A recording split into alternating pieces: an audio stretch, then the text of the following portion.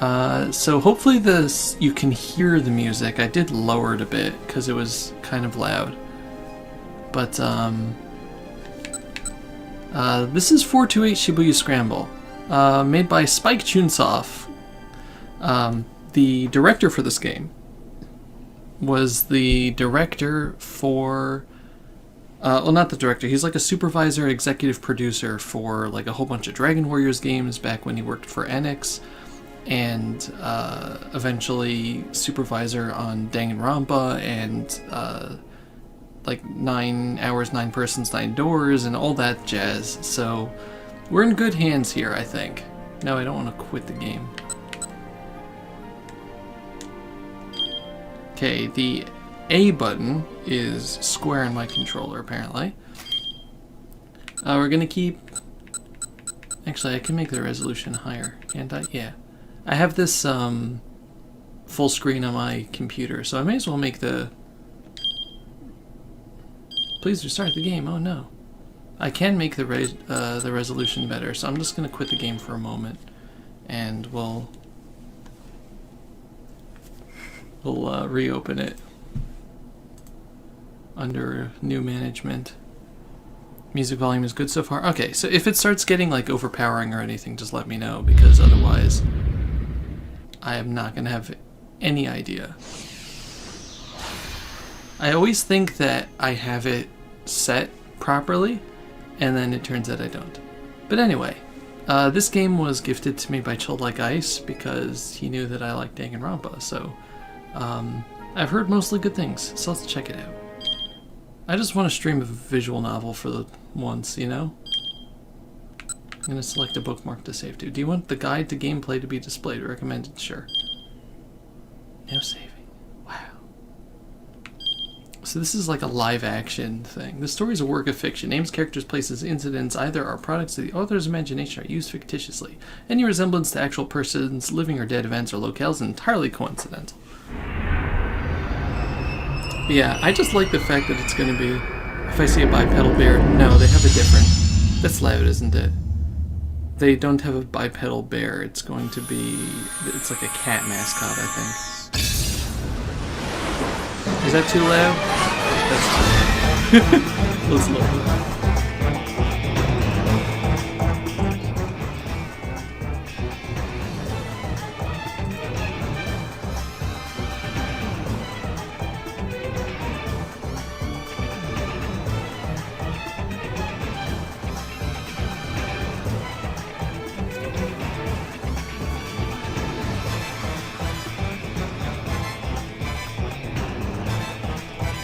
Especially if they got an Audi belly, but yeah.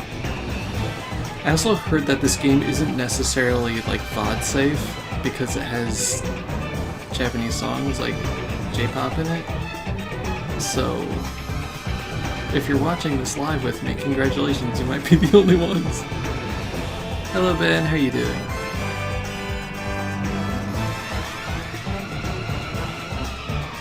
It's Shibuya, you can tell. It's almost like that's the name, the game's name.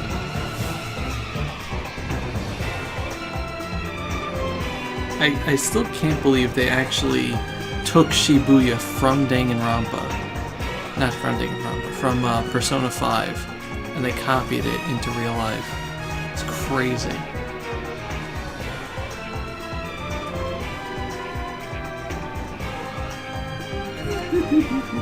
This is gonna be a big Persona 5 one.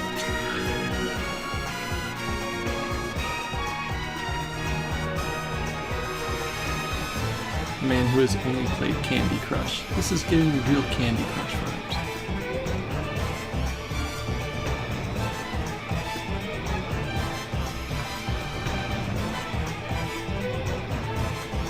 You know, being live action, it means that they have to like limit how nuts the game is, you know, compared to like a Danganronpa or whatever. So I really want to see how they do it. Also, subtitles. Alleged man in ski mask took several employees hostage at an office in Shinjuku before barricading himself inside. I'm just going to read over the voice, I'm sorry, when I can.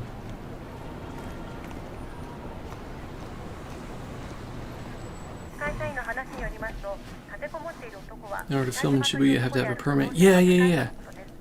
I heard things about the filming of this. Experiencing many problems. I keep not looking at the screen. Okay.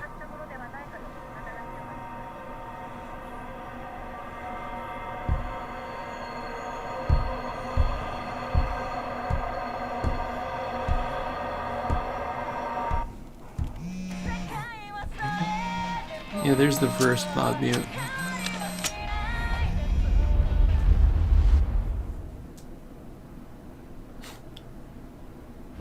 Oops. He exploded.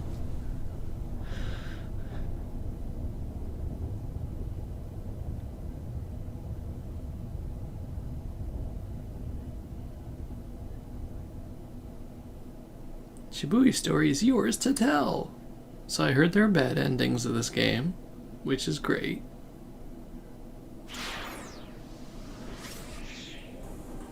Oh, I get to select a character, Hachi. As you play through the game, the various mechanics will be explained. In 428, you follow the stories of multiple protagonists at once. Your decisions impact their experiences as you read the story. What does the day hold in store? Their fate is in your hands. Hopefully, you can see them all through to the end. To start, you have two characters, Shinya Kano and Achi Endo. Let's begin by checking out Kano's story. Okay, fine. No. Come on. This person, the camo pants and the Marty McFly jacket. Fine. Businessman. Makes trophy hunting for a Redditor interesting. Guess what I'm not going to be doing. Just 2 more minutes to go. Shinya Kano noted the time again on his watch, scowling at the slow creep of the second hand. The time was 9:58 a.m. Furs of consternation creased his forehead. He wasn't nervous, but he knew better than to expect everything to go smoothly. Keeping a level head was proving rather difficult. There was no room for failure. Lives were on the line here.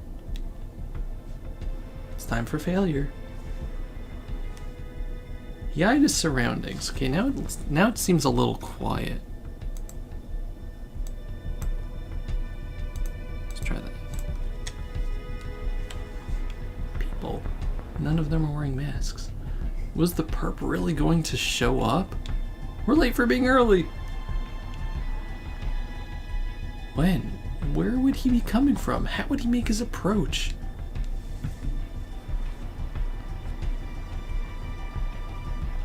Shibuya Scramble was as packed as ever. Persona 5 Scramble? Is it called Scramble because it takes place in Shibuya? Anyway, Shibuya Scramble was as packed as ever, a throng of people crossing this way and that, blissfully unaware of the dozens of detectives hidden in its midst. Gasp. Alright, another minute and a half. Whoa. Kano glanced down at his watch yet again. A mere 30 seconds had passed. Detective Kano had been with the enforcement arm of Shibuya's criminal affairs section for a year now, but he'd never been part of an operation this big before. I appreciate how big the text is. He eyed the young woman standing beside the statue up ahead. It's the Hachiko statue. She was small enough to get lost in the crowd, and she carried a nondescript attaché case. Love the zoom-ins. Hitomi Osawa, age 19. The attaché case in her hands contained a full 50 million yen in cash. Hey, when did he start wearing a watch? Yesterday, her twin sister Maria had been kidnapped. This was the ransom payment. The culprit had called Hitomi last night at home, referring to her by name and telling her to wait by the statue of Hachiko. Not Hachiko, excuse me. It was almost time, but nothing.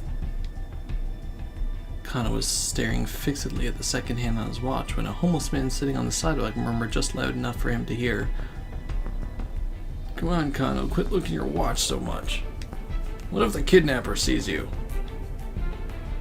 Is that Nagito Komaeda?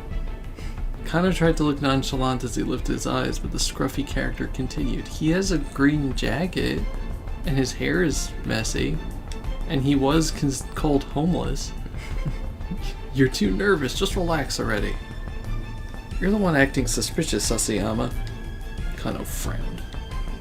Why would some homeless guy be talking to me? Yuji Sasayama was the senior officer of the Shibuya Precinct's Criminal Affairs Division, 5 years older than Kano. Some words and phrases in text appeared in blue. These are called tips. Press not the square button because that's X, then press X. This will let you read extra info relating to that word or phrase. There are tips containing general knowledge, the ones that are in 428. Specific, those are marked with thing and 428 respectively. No, can't open the time chart here. There we go. So O is square according to this game. Official name, Shibuya Central Precinct. Responsible for the safety of approximately 200,000 people in 32 neighborhoods, including, oh god, Uehara, Ugui Sudanicho, Uragawacho, Ebisu, Ebisunishi, Ebisuminami, Oyamacho, Kamiyamacho, Sakuragaokacho, Sasazuga, Sarugakucho, Shibuya, Shoto, Jingumae, Shinsencho, Jinnan, Sendagaya, Daikanyamacho, Dogenzaka, Tomigaya, Nanpei Daicho, Nishihara, Hatagaya, Hachiyamacho, Hatsudai, Higashi, Hiro, Honmachi, Maruyamacho, Moto Yoyogicho, Yoyogi, and Yoyogi Kamizonocho. Wow, I made it. He always went a little overboard with the disguises. He claimed it was all part of the job. A word around the station was that he just liked playing dress up. Hey pal, spare some change! Sasayama lurched to his feet and shuffled in close to Kano. Hey, knock that off! Fittingly for the part, Sasayama reeked pretty badly. Look, that's just a Nagito outfit. Well, ain't so suspicious now, huh? It's even got the band around the middle there. You can't see I'm pointing to it, but the Nagito outfit, like, has that scrunchie in the back. He clung to Kano with mock camaraderie despite the younger man's attempts to pull away. Come on, Sasayama, cut it out. Sasayama's blithe confidence rattled Kano's nerves. Of course, there was good reason for that confidence. This was Kano and Sasayama's jurisdiction, but they were positioned a good distance from where the handoff was to take place. Jurisdiction, a particular region over which an organization or member thereof has control of authority, refers here to the area under the jurisdiction of various police precincts. The Metropolitan Police Department, at the pinnacle of Tokyo's police hierarchy, has vastly more authority than local precincts, but since many officers wind up needing to work with both, the outright rivalry between the two isn't as noticeable as TV dramas may make it seem. The statue of Hachiko, oh no. Sometimes 2 or more tips will appear on a single screen. Press the thing repeatedly to change the words are underlined. Okay. Statue of Hachiko, the bronze statue of a dog erected in 1934. The dog is famous for loyally waiting for its absent master. Well known as a meetup spot outside Shibuya Station. Other popular meetup spots at the station are the display car for the original Tokyo 5000 series, commonly known as the Green Frog, and the Moyai statue of the West Entrance. Here, HQ here refers to the Metropolitan Police Department, the Tokyo Police section responsible for managing 101 precincts within the city. Japan's largest police organization, in addition to policing Tokyo, it has various other duties and authorities for maintaining public order in the capital. Okay. Kano's partner were just there to provide backup if the kidnapper attempted to flee. Hey look, just try to relax, we'll be fine. Sasayama gave him a wink. A moment later, the radio squawked in Kano's ear. Alright everyone, it's time. Keep your eyes open. The voice coming in through the earpiece was Koji Kuze, HQ's operations director. The individual responsible directing that investigation in the event of a serious crime. If a task force is set up, the operations director is the one who assumes command. TV dramas and other fictional accounts often feature some young prodigy from the MPD as operations director, but in reality the position usually goes to a proven veteran. Until last year, he'd been the Shibuya precinct's head detective and Kano's supervisor. We don't know when the perp is going to make contact. Don't let your guard down.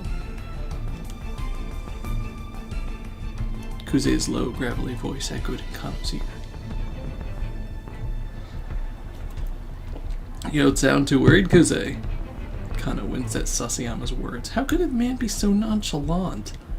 The appointed time had come and gone. Something should be happening. Whap! Kano smacked himself in the thigh to release a little tension.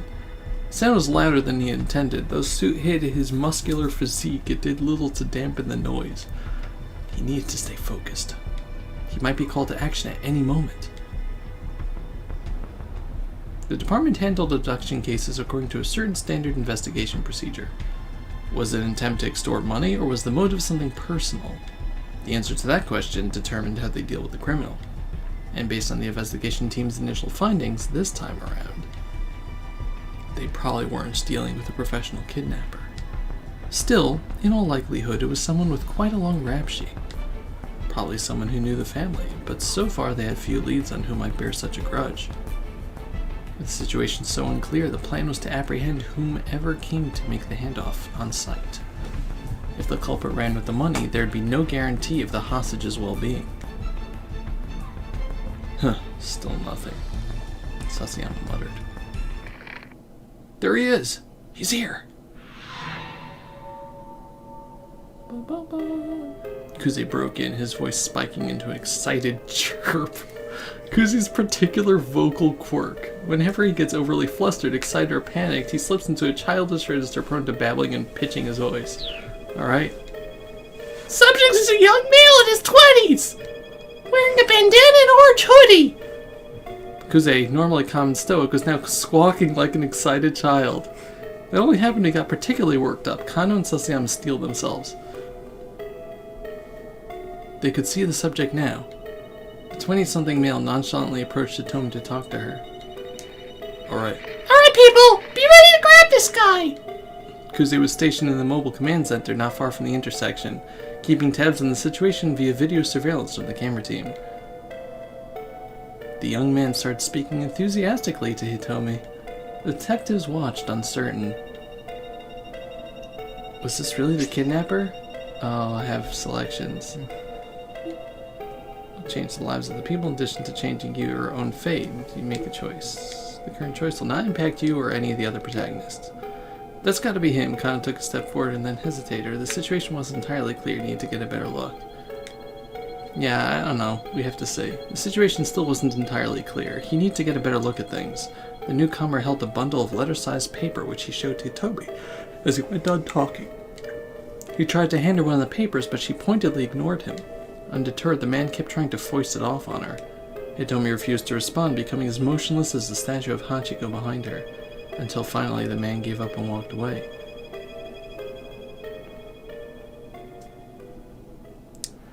Could have arrested a solicitor. Guess it wasn't him. Kano felt the tension of the moment linger in his spine. The guy must have been hitting on her, Sasayama muttered.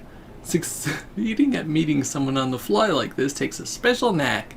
Looks are also important. Sometimes, of course, the person trying to get your attention out of nowhere is just trying to make a sales pitch for a product or a nearby establishment. At first glance, it isn't always easy to tell the difference. Thanks for letting me know what hitting on someone means. I mean, she is pretty cute and all. He had a point. Though, of course, something in Sasayama's voice made Kano brace himself. She's got nothing on Michan. And the music starts. Michan was Sasayama's wife. They'd gotten married just last month. Uh-oh, that puts him in the line of fire. Let me tell you, Kano, married life is the best! You gotta hurry and give it a try for yourself. This was Sasayama's favorite topic lately, and Kano was getting more and more fed up with it. Sasayama, come on, just knock it off, okay? The phrase has become a common refrain of his since the department partnered them. Fine, let's talk about your girlfriend then. Huh? Now? You can't be serious. Sasayama leaned in close again. What's she like? We're not having this conversation, Kano muttered, looking away. Oh, come on! This is great screenshot. Sasayama set his hand on Kano's chest, still playing the homeless troublemaker. Show me your phone. Let me see your lock screen. Huh? Sasayama paused for the phone. You got a pic of your girl on your lock screen yet? I do not. But he did. It was scary how on the mark Sasayama's instincts were. Hey, cut it out. We're in the middle of an investigation. I'm investigating, Sasayama chuckled as he plucked the phone from Kano's pocket. His face scrunched up with astonishment as he looked at the lock screen. The heck is this? It's not... Ain't this Masami Nagahama? A national star tends to play the heroine on national morning soap operas or in national historical dramas. Her songs have been a series of national hits. She even slated to host the year-end national singing competition program. Everything about her is national. Kind of realized he had to bite the bullet. Oh, 1 sec, I have to redeem a DR clip. This is a good time for a DR clip. Thank you, Spirit. Which one is it? This one. Simply listening is acceptable. There we go. Thanks, Gundam. No, that's my girlfriend. Her name's Rumi, and she's... Sasayama cut him off. You're telling me this ain't Masami Nagahama, the famous actress? Because this right here is Masami Nagahama. Like I said, you sly old dog. Trying to make it like you're dating Masami Nagahama. I'm not. I mean, I guess Rumi does kind of look like her. Sasayama let out a huff. For real? You think I'm gonna fall for that? It's nothing to fall for, I swear. Sasayama scowled, unconvinced. We're in the middle of a kidnapping investigation. Alright, why don't you marry her? Kind of stammered, but he had no answer. The truth was, he would have happily married her already if she had an upper half to her face. But there were obstacles that need to be overcome. Okay, playtime's over. Let's focus on the job. Sasayama headed back Kano's phone and turned his gaze back to Hitomi. Kano let out a quick, uneasy sigh. The shoulders did feel looser. Maybe Sasayama had been trying to relieve a bit of the tension. Maybe he should be grateful.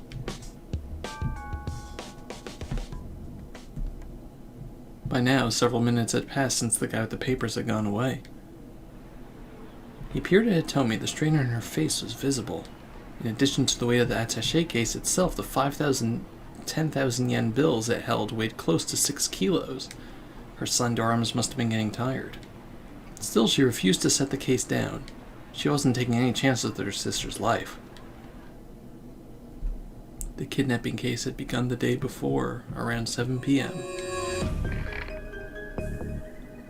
This is NPD Dispatch. The Shibuya precinct is reporting a missing person believed to be an abduction. I know what an abduction is. In Japanese law, the act of indirectly luring or deceiving someone into the control of a third party is known as kidnapping. Using forcible threats or violence to achieve the same result is known as abduction. That's interesting. Subject is Maria Osawa, a 19-year-old student at Midoriyama Academy, last seen at the LL Diner near campus. A man was allegedly seen forcing her into a car nearby. All officers in the vicinity report to the scene at once.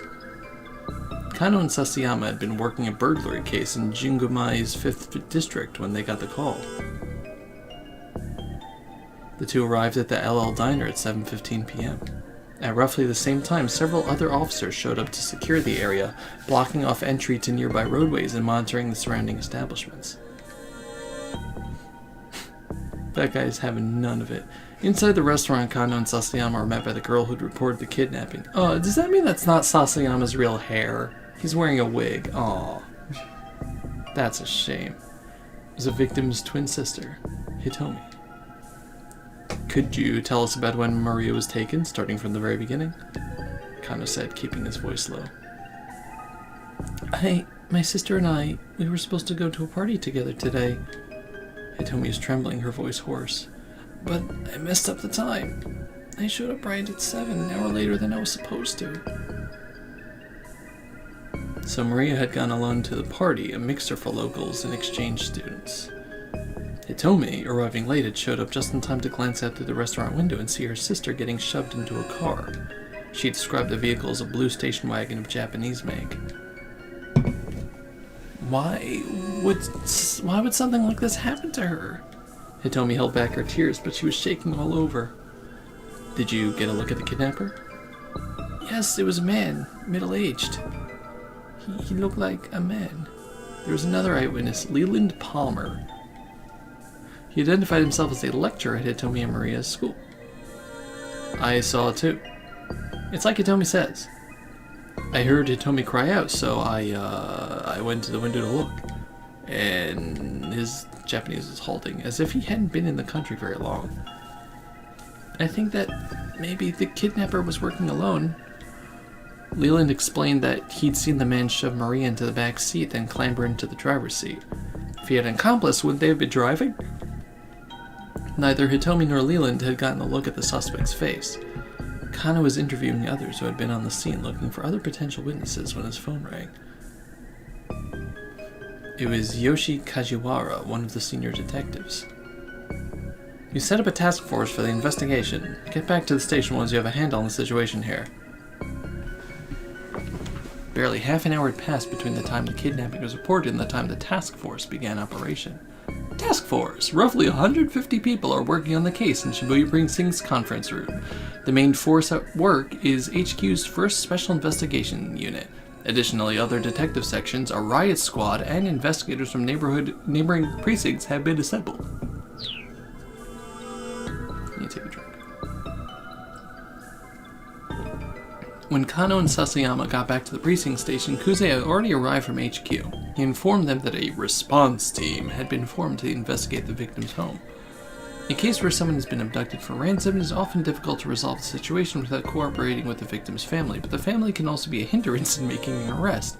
To help guide the family's actions, a response team is assembled and stationed at the victim's home, led by an investigator with the proper training.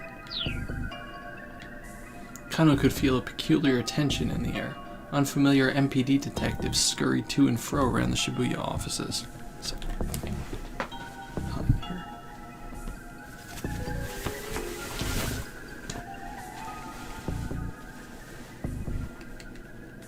He pulled one of them aside to get a quick update. An hour had now passed since the kidnapping. There had been one new development. The perpetrator had made a threatening call to the victim's home. He called him a gunky. He said the following. Tomorrow, 10 a.m. by Hachiko in Shibuya. Have the sister Hitomi bring 50 million yen. If not, the girl's life is forfeit. That one guy with the banana. I cannot take this scene seriously. Kajiwara from the precinct was put on the response team along with detectives from elsewhere who had received special training in abduction cases. Normally, a local precinct detective wouldn't have gone undercover in a victim's home. Kuze, however, had decided that having a knowledgeable local was crucial and had sent Kajiwara along. The detectives disguised themselves as delivery people or movers to make their way inside without arousing suspicion. Arriving there at 8:30. The response team had come prepared to run a trace if the kidnapper contacted the family a second time. An act of pinpointing the source of an incoming phone call. The police are not allowed to do this independently without oversight. They must go through a formalized process that includes securing the cooperation of the phone company. In the past, conducting the trace itself would take time, but nowadays acquiring the location can be practically instantaneous. But there were no further calls.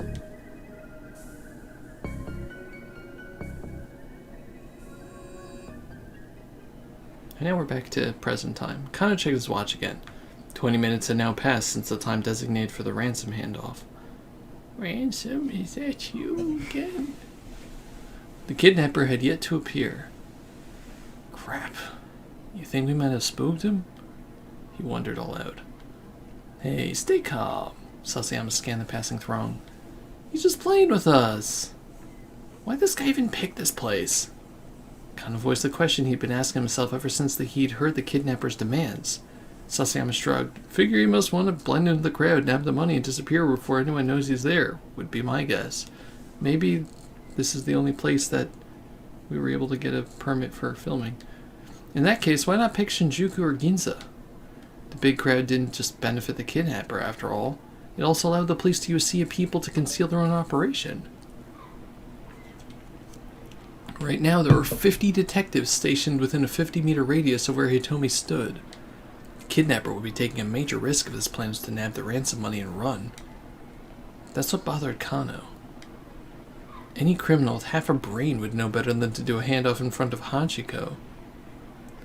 I know it's a meme, but like this literally... I was playing Persona 5 Scramble last night, and this is one of the maps. And they copied it exactly. Like, every tree, every little phone booth, the street. It's, like, amazing. I love the detail they put into just Shibuya in, like, every video game. You're overthinking things, pal, Sasayama grumbled. No, I'm not. Kano reached into his pocket and pulled out his notepad. My handy-dandy notebook. This is Kano's dick diary, which he always kept close at hand. Sasayama rolled his eyes. That thing again? Kano ignored him, flipping through the notepad pages. Aha, here it is. Dictum 89. The more irrelevant something seems, the more relevant it's bound to be. It was a favorite saying of Kyuzo Tateno, an assistant inspector from the Shibuya precinct. Tateno was the kind of detective Kano aspired to be. For the current operation, he'd been placed in charge of Hitomi's personal safety. He was in position to defend her as soon as the ransom had been handed off. Of course, Hitomi hadn't been informed of how much protection she was under. There was a risk that if she acted too secure, it might alert the kidnapper. I think Tateno has the right idea. Sasayama snored quietly. Maybe. I mean, he's a great detective. Don't get me wrong. But do you know how many irrelevant things there are to consider? Again, Kano ignored him. It didn't matter if no one else understood. Kano had faith in Tateno as both a detective and as an individual. He had first witnessed Tateno's brilliance during a standoff at a financial company 3 years earlier. Are we going to have... Oh, I thought it was going to do like another flashback. A man had shut himself in an office, splashing gasoline everywhere and threatening to set the place ablaze. While the others hesitated, Tateno unflinchingly doused himself with gasoline and strode into the building, where he managed to talk the man down and secure the scene. Wow. The others had been awestruck by Tateno's actions, and Kano, who at the time had been content to be a run-of-the-mill policeman, had found it quite inspiring.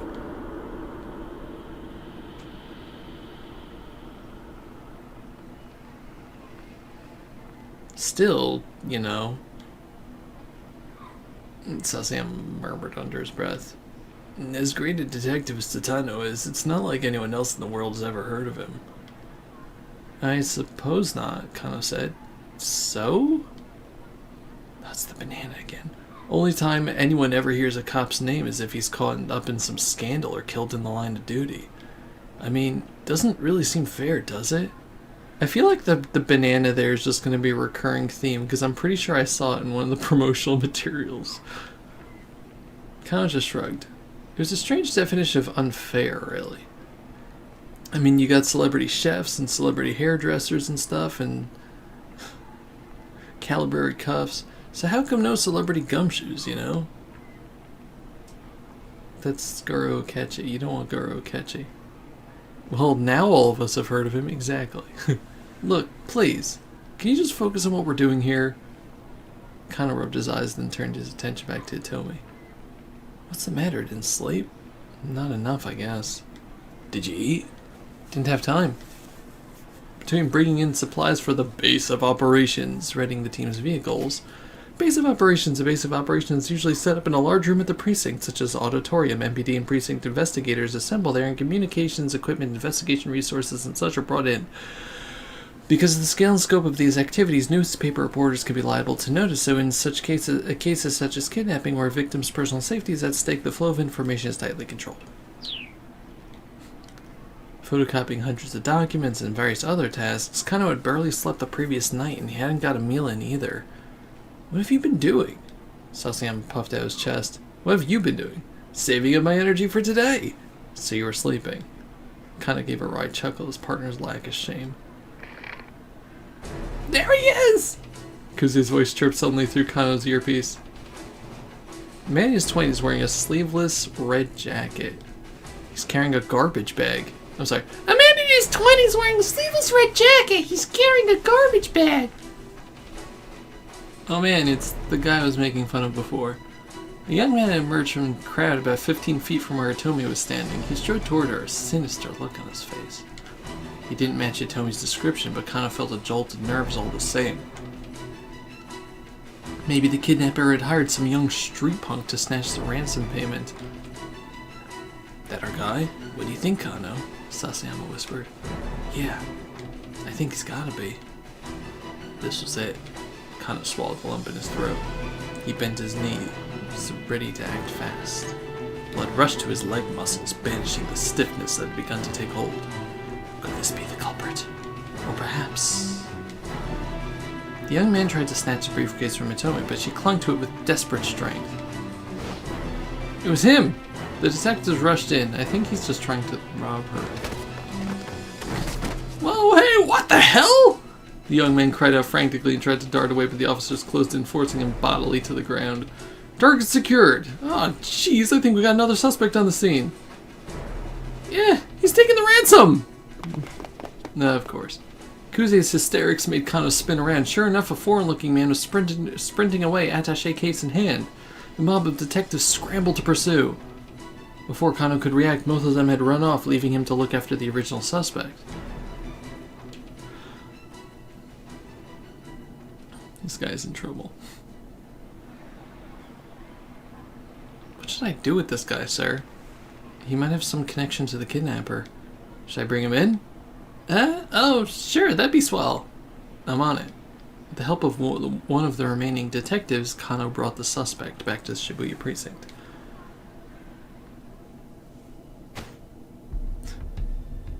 Look, how many times do we gotta go through this? Cut the crap. In the interrogation room, the young man who gave his name as Achiendo steadfastly insisted on his innocence. Why'd you try to steal that case? Kano watched Hachi's face intently. Like I said, it looked heavy, so I was just trying to help her out. It wasn't inconceivable the young guy would want to help a pretty girl, but Hitomi had just been standing there, hardly in desperate need of assistance. She hadn't set the case down, so I figured that'd be something important inside. An entry from Kano's diary shot through his mind. Dictum number 25. When the tongue slips, grab it and yank out the truth. Classic advice for questioning. Something important to you say, such as... How the heck could I know? Achi spat. He huffed and slumped back in his chair. Standard text went back and forth had been going on for nearly an hour. Kano didn't mind. Chasing the criminals is all well and good, but questioning suspects was another key part of the job. Plenty of off-the-screen work went into cracking a case. Once again, he had Achi explain what he'd been doing, starting from the beginning. And Kano finally emerged from the interrogation room for a short break. Whoops. No. That's cool. I can reread things that I missed. Kano emerged from the interrogation room for a short break. He learned that there had been some progress on the case at the crime scene. What the police hadn't been able to determine yet, however, was whether or not Marie was safe. Fighting back his anxiety, Kano consulted his diary. Dictum number 54. Haste makes waste. These are just sayings. He felt his tension subside. Remembering the right maxim always helped, just like casting a magic spell. It's magic. Kano returned to confront Achi once more. Oh, sorry. Oh, cool. Can I look at it? I accidentally pressed R1 and it did this. This is the list of bad endings. It's not helping. You were there to act as distraction, to mess up the investigation, weren't you? Huh? Achi looked a bit dumbfounded. What are you on about? Dictum number 55. The truth hungers to be free. You hungry? Got some katsudon if you like. Japanese dish consisting of a bowl of white rice topped with breaded pork cutlet and egg. There are several variations such as sauce katsudon, where the egg is replaced with Worcestershire sauce, and miso katsudon, where the pork is stewed in miso. Not typically the sort of a thing a policeman offers a suspect during interrogation. This could be seen as baiting with food and is to be avoided. Yeah, I assume it won't show the bad endings till I get one. Got some katsudon. Achi nodded silently. Achi devoured the bowl of katsudon with gusto. He looked like he hadn't eaten in a while. Alright then, spell it. What's this guy after? Achi just shrugged. He murmured, a thick slice of egg-laden pork between his teeth. How many accomplices do you have? Kano asked. But Achi just shook his head as he inhaled his food. Resignedly, Kano flipped through his notebook once more. Let's see, number 115. Use the lights to your advantage. As the minutes ticked past, he found himself referring to his book again and again, trying dozens of different methods to tease out whatever his suspect might be hiding. The experience began to feel strangely surreal, their two voices echoing hollowly in the interrogation room. Eventually, Kano looked at the clock and realized that the questioning had been going on for nearly 5 hours. He still hadn't made any headway. What was he supposed to do next? Tatena would know, but he sure didn't. Still, he was determined to do whatever he could to keep the victim and her family safe. Gritting his teeth in frustration, he perused the Dick Diary like it was scripture. This guy's having none of it. Number 116. The monotonous questioning was clearly tiring Achi out. His eyelids drooped like they were beginning to get heavy. Number 117. Get them when they're tired. Kano's eyes gleamed. It's like, you're part of some criminal gang, huh? Achi said, slumped forward heavily. Nodding off was basically the same as nodding yes, right? Mr. Kuze, I did it! The young guy we grabbed at the handout site, he finally confessed to the crime. What? What are you talking about? Kuze laughed in disbelief. We're just about to apprehend the mastermind here. Huh? Kano clutched himself and dumbstruck. Listen, why don't you, look, just wait there at HQ, okay? No, it can't be. Look how happy, excited he is. I have a feeling that this guy is a bit of an idiot. After the kidnapping case wrapped up, Kano tendered his resignation. Oh no! Guess I'm not cut out to be a detective after all, he thought to himself. He dropped the Dick Diary on his desk as he left the Shibuya precinct for the last time. Oh no!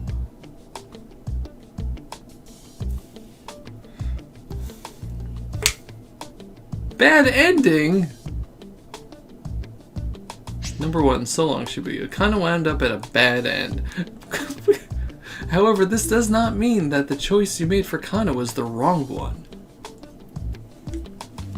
One of the other protagonists, Achi Endo, has an impact on Kano's fate here. You can avoid a bad ending by making proper decisions in another character's story.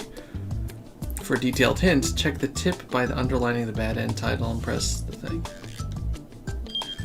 Kano had every reason to suspect Achi Endo, but arresting him turned out to be a mistake. If Achi hadn't approached Hitomi, this wouldn't have happened. Try playing Achi's story up to 10:30, make a choice that keeps him from going up to her.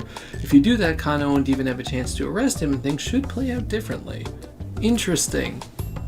You know what this reminds me of? This reminds me of Radiant Historia, where you switch between timelines to try to unscrew up everything you keep screwing up.